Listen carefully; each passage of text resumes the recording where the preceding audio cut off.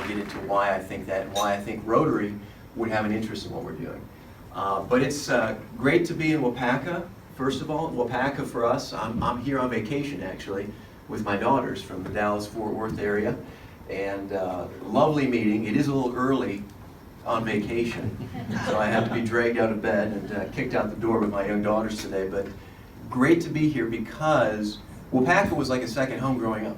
I grew up here in Wisconsin. My folks are both here, who you met when the guests were introduced, and we were here, I felt like all summer down here on the chain of lakes, watching the chain skiers and eating Bolby's candy and playing hoops at the Armory. And it was an incredible childhood. So I'm glad to be back here and love coming back.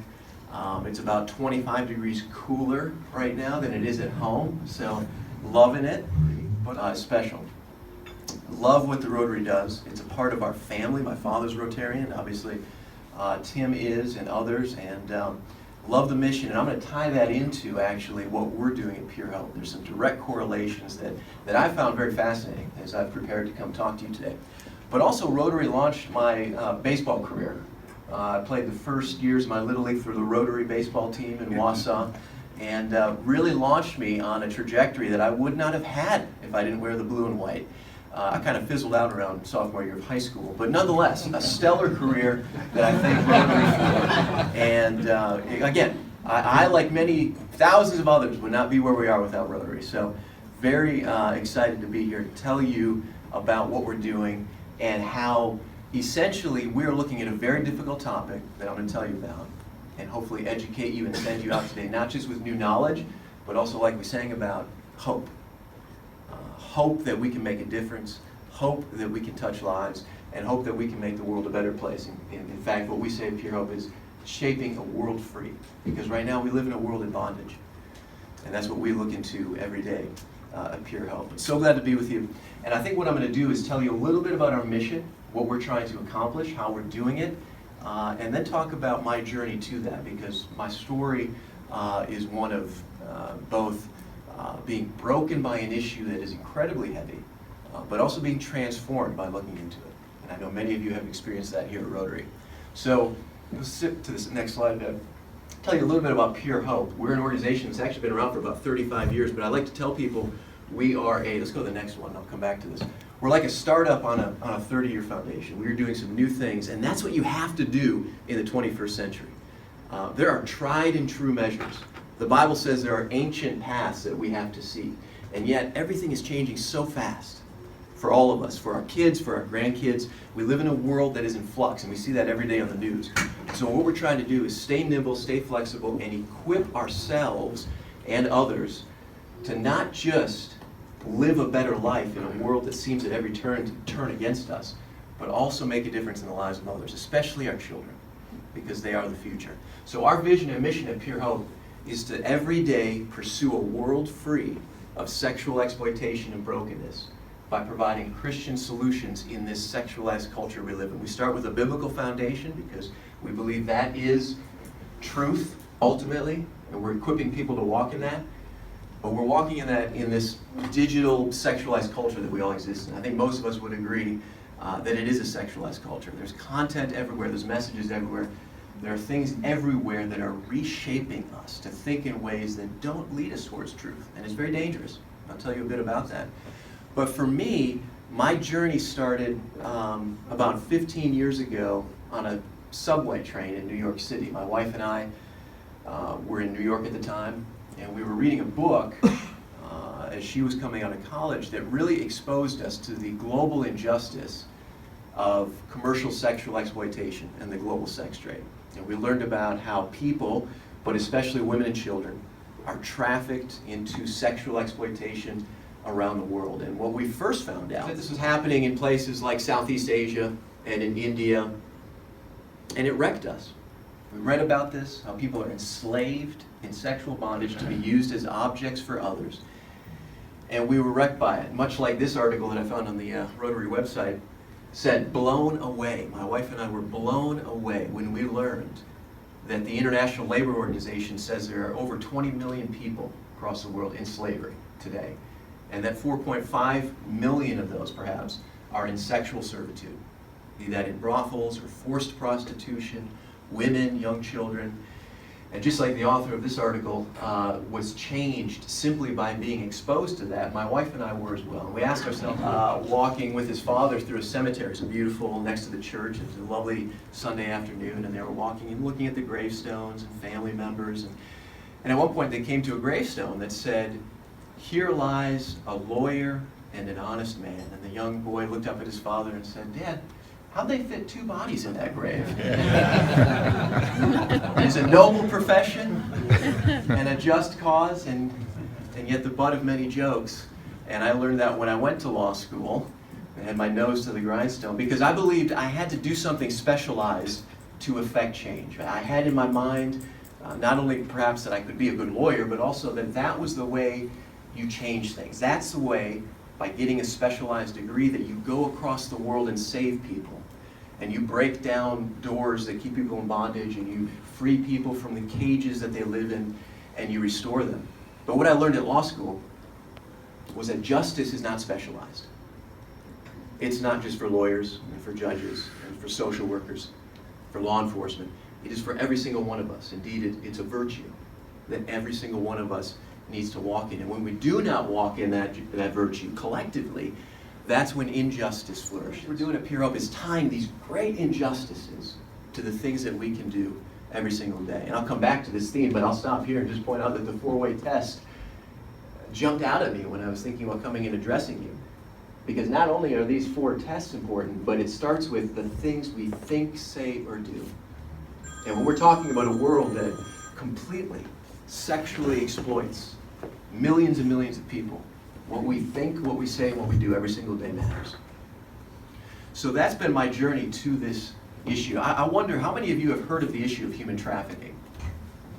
Good. So many of you, and Rotary, I know, has had touches on this issue. I learned a lot as I got into it. I learned what it was and actually what it was not. And it's a very educational journey. But this happens all around us. We think it happens in far-flung places. Women, children, boys, girls are trafficked into, I'll talk mainly about sexual exploitation, but other forms of labor exploitation as well, all around us. It happens all around us, even here in central Wisconsin. And it's one of the things that was very, again, compelling to me when I came to PUREhope, when I came to what is an educational organization, when I thought I would be doing international human rights and being that champion and actually breaking down brothel doors and freeing people. We realized that education is what's going to change the cultural landscape that allows injustice to flourish.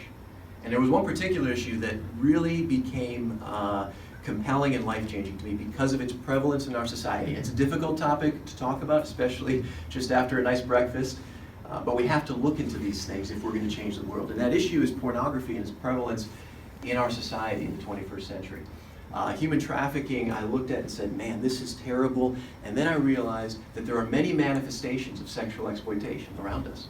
And one of them, in the digital age, with smartphones that bring content right into our hands every single day, on command, on demand, is the issue of digital porn. And when we talk about porn, I'm very grateful that we can tie these things together and help people, especially parents and grandparents and young people, recognize what's going on in our society and then address it. And there's a real takeaway from this. If you go to the next slide and the next one, I just want to show you these statistics.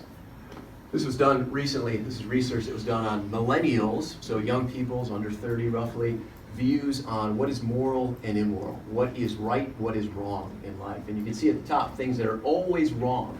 It's always wrong to take something that belongs to someone else, to steal. Number 3, to say something that isn't true, to lie is always wrong. And then you have to not recycle is always wrong, 56%. To overeat is always wrong, 48%. But down here, to view porn, only 1/3 say that that's always wrong, and down. And you can see that these attitudes are shifting, that a sexually exploitative, promiscuous, and objectifying behavior is not wrong in many, many cases, while something like using too much electricity is more wrong. So you can see that these attitudes are being shaped. Our attitudes are always being shaped. And in our generation and younger, and the generations that Rotarians are impacting across the world, this is our opportunity right now to increase education, to increase awareness, and to help us shape a better world. Because this is the future. We are moving into a more objectifying, more depersonalized, more dehumanized environment. And this is our opportunity.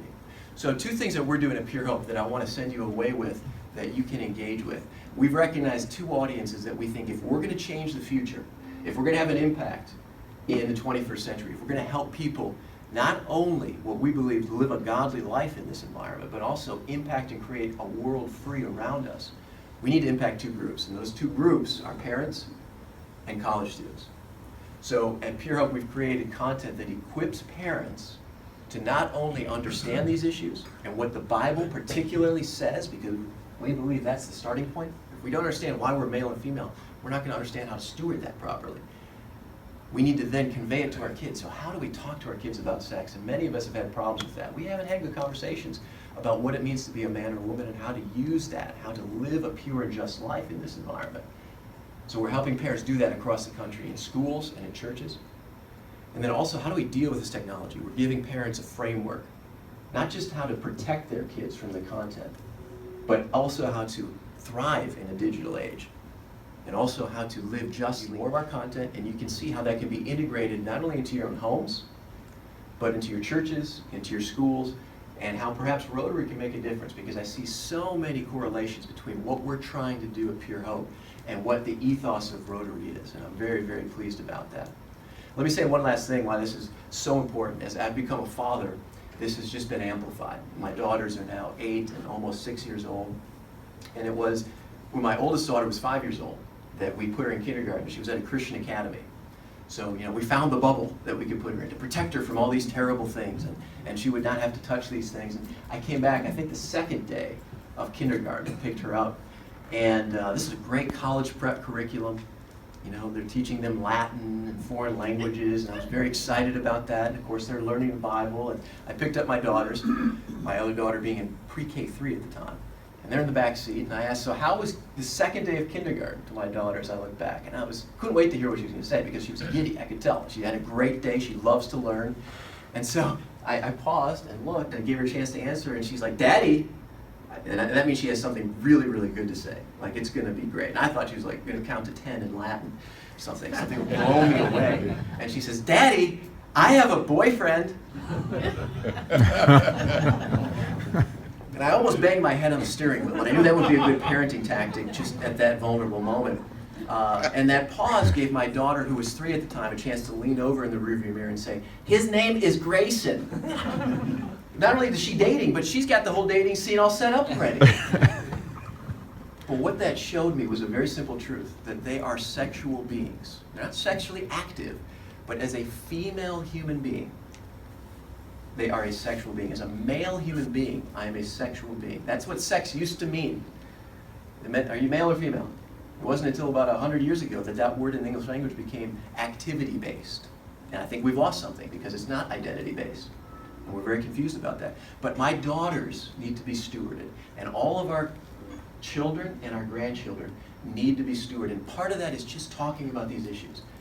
I was in California the other week talking to a pastor who we'd gone to his church, and we talked about this justice paradigm through which to look at pornography and content and commercials and all the things that his young children are seeing. And he said, Noel, I took that message and talked to my son. It has transformed our relationship, because we can now have a place of safety to talk about these things and a place to relate. So I want to give you a message of hope. We live in a very dark world. But I think as the darkness intensifies around us, it is the chance for us to shine the light more brightly. And that is indeed when light shines more brightly, when we look into the book, put our hand in the hand of the man from Galilee. But we have to start with ourselves. And I think that was my message. It's my message of hope to you today, and you get this at Rotary, that we can't just go somewhere else and say we're changing the world. We have to start with ourselves. And there are real ways for us to do that. So I could talk your ear off for much, much longer, but I hope you'll go to purehope.net and check out what we're doing. There's application, I think, for everyone in this room. And I love this room, by the way, because not only did I grow up in Waupaca, but we had a family reunion just a few years ago right here. So again, I want to thank you for allowing me to come and share as a guest. And I do feel like I'm among family. So thanks for making it easy. Thanks for not throwing out any more jokes that would have made me blush, because it would have been too much to bear. But yeah, there's an animal thing in there. I don't know. I'm all of a sudden, I feel like I'm emceeing, and I'm worried about time greatly. No, So you're good. Do you have some time for some questions? Great. Perfect. I love that. Thank you.